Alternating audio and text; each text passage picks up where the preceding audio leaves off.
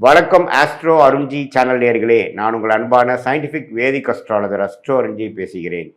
நல்லது நினைப்போம், நல்லதே நடக்கும். இந்த வீடியோவில் நம்ம என்ன பார்க்க போறோம்னா, மீனராசிக்காரர்களுக்கு மே 2026 எத்தகைய ஒரு மாதமாக, பலா பலன்கள் நிறைந்த ஒரு மாதமாக சயின்டிஃபிக் வேதிக் அஸ்ட்ராலஜி முறையில் எதையும் மிகைப்படுத்தாமல் ஒரு கிரகம் ஒரு இடத்துல இருக்கும் பொழுது எது மாதிரி தாக்கத்தை கொடுக்கிறார், உங்களுடைய கர்மவினை எப்படி செயல்பட போகிறதுங்கிறது இந்திய வேத ஜோதிடத்தின் அடிப்படையிலான ஒளி தத்துவ பிரகாரம் பரிகாரங்க அது மாதிரி விஷயம் மூட நம்பிக்கையில போகாமல் உள்ளது உள்ளவாறு பார்க்க போகிறோம்.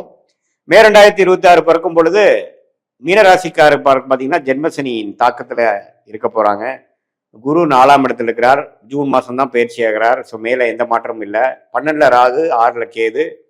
அதே சமயத்துல ராஜ யோகாதிபதி என்று சொல்லப்படுகிற இந்த செவ்வாய் ராசிக்குள்ளேயே சனியோட இருக்கிறங்கிறது நம்ம பார்க்கணும். அஸ்தம சனி தாக்கத்துல அந்த செவ்வாய் வேற சேர்ந்து பயங்கர ஒரு தாக்கம். ஏப்ரல் மாதம் முழுக்க மே 2 வாரம்லாம் பார்த்தீங்கன்னா ஒரு மன உளைச்சலும் கொஞ்சம் அலைச்சல்களும் கொடுக்கக்கூடிய மீனராசிக்காரர்களுக்கு மே 2nd வீக்லேருந்து கொஞ்சம் நல்ல ஒரு விடுவு காலம் வருகிறது. செவ்வாய் சனியோட விலகுது. ஸோ அது நல்ல விஷயம். அதே சமயத்தில் சூரியனுங்கிற விஷயம் 6ஆம் வீட்டு அதிபதி 2ல் உச்சம் பெற்று அதுக்கப்புறம் 3க்கு போகிறது நல்ல விஷயம். ஸோ என்ன காமிக்குதுன்னா, மே மாதம் 2வது வாரத்துக்கு அப்புறம் கொஞ்சம் நல்ல அமைப்புகள் வருது. அதே மாதிரி சுக்கிரனும் 3ஆம் இடத்துல இருந்து அப்புறம் 4ஆம் இடத்துக்கு போகிறது நல்ல விஷயம். புதனும் பார்த்தீங்கன்னா நட்பு வீடு ஆகிய சுக்கிரன் வீட்டில் இருக்கிறது நல்ல விஷயம்.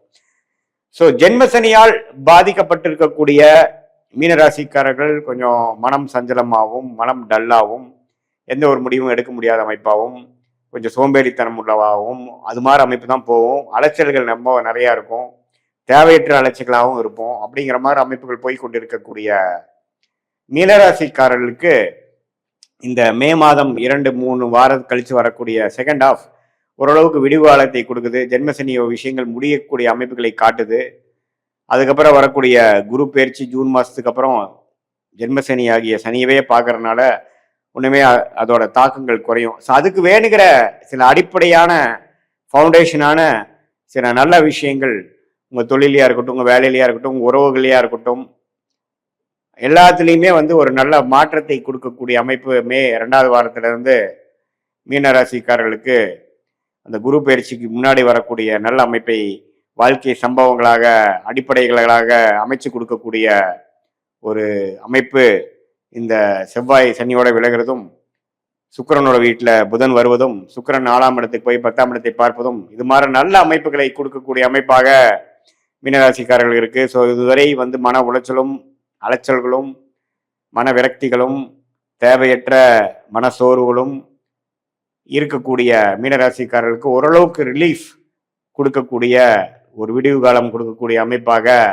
மே மாதம் குறிப்பாக சொல்லணும்னா செகண்ட் ஹாஃப்லேருந்து கொஞ்சம் பார்க்கலாம். இது ஒரு பொதுவான பலன்களை தவிர உங்களுடைய ஜென்ம ஜாதகத்தில் நீங்கள் என்ன மாதிரி தசாபுக்திகள் போகுது வச்சு பார்க்கலாம். இதே மாணவர்களுக்கு பார்த்தீங்கன்னா புதன் நல்லா இருக்கிறதுனால கொஞ்சம் நல்ல முன்னேற்றங்கள் உண்டு. படிப்பில் கெட்டிக்காரத்தனம் உண்டு.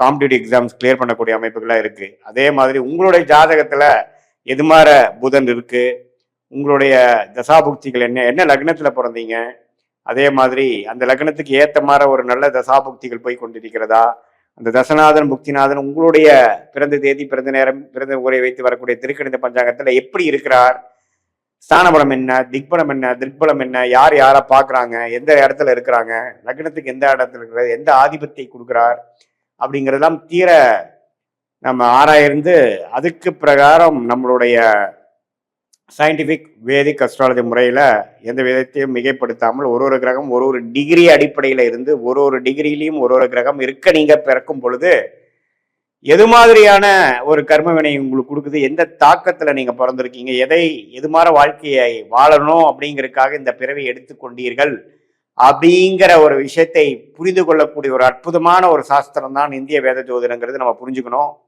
சும்மா இது ஒரு ஃபார்ச்சூன் டெல்லிங்காக இந்நேரத்தில் இது நடக்குங்கிற மாதிரி சொல்லக்கூடிய ஒரு சாதாரண சாஸ்திரம் இல்லாமல் நம்மளுடைய பிறவி பயன் என்ன, நம்மளுடைய கர்ம பலன் என்ன, எது மாதிரி விஷயத்துக்காக நம்ம பிறந்தோம், நம்மளுடைய காலகட்டங்கள் எது மாதிரி காமிக்குது, எந்த திசையில எது நடக்கும், எப்போ நம்ம லைஃப்ல செட்டில் ஆகும், எப்போ எது வரைக்கும் நம்ம சேஸ் பண்ணணும், எந்த நேரத்திலும் கொஞ்சம் அமைதியாக இருக்கக்கூடிய அமைப்பு, எந்த நேரத்தில் அதிகமான உழைப்புகள் தேவைப்படுகிறது, எந்த நேரத்தில் இடம் மாற்றங்கள் உண்டு, எந்த நேரத்தில் வேலை மாற்றங்கள் உண்டு, கல்யாண விஷயங்கள், குழந்தை விஷயங்கள், வெளிநாடு விஷயங்கள் எல்லாமே நம்ம ஜாதகத்துல என்ன காட்டுதுன்னு தெரிஞ்சு அதுக்கு தகுந்த மாதிரி பாஸ்ட் லைஃப் எப்படி அதுக்கு தகுந்த மாதிரி தான் போச்சா, நம்ம ஜாதகம் சிங்க் ஆகுதா நம்ம லைஃபோட, ப்ரெசன்ட் எப்படி, ஃபியூச்சர் எப்படி, எது மாதிரி விஷயங்கள் வந்து நமக்கு காத்து கொண்டு இருக்கிறது, எந்த மாதிரி சாய்ஸ் நமக்கு வேண்டாம், எந்த கிரகம் யோகமா இருக்கு, எந்த கிரகம் அவயோகமா இருக்கு, 6ஆம் வீட்டு அதிபதி 8ஆம் வீட்டு திசையெல்லாம் நடக்குதா, விரக்திகளையும் பிரச்சனைகள் கொடுக்கக்கூடிய அமைப்பு இருக்கா, உடல் உபாதைகள்ல கேர்ஃபுல்லா இருக்கணுமா, உறவுகள் எப்படி, நமக்கு திருமணம் எப்படி,